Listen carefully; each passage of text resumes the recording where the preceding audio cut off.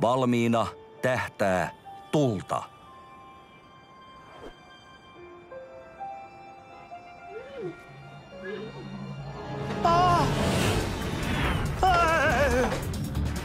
Voit sä toistaa?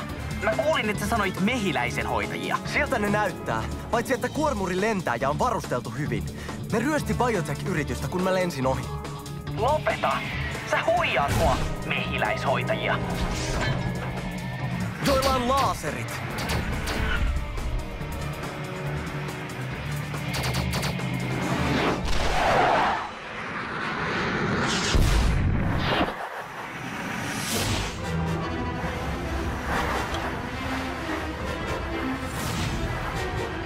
Mikä toi oli? Savukranaatti.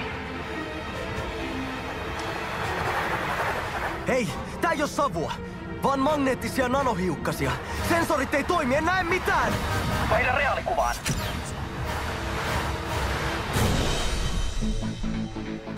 Nyt sujuu taas. Mutta ketä nää oikein on? Niiden aseet on... Oh-oh.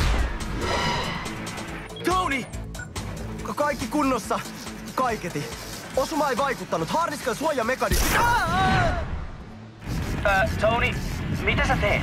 Ei hajuakaan. Noi teki jotain ja nyt maan vetovoima ei vaikuta enää. Hyvä. Vauhti hidastuu. Aineen vaikutus lakkaa. Brody? Viestiyhteys katkesi. Varoitus. Virhe järjestelmässä. Brody, kuuletko mua? Harniska ei toimi.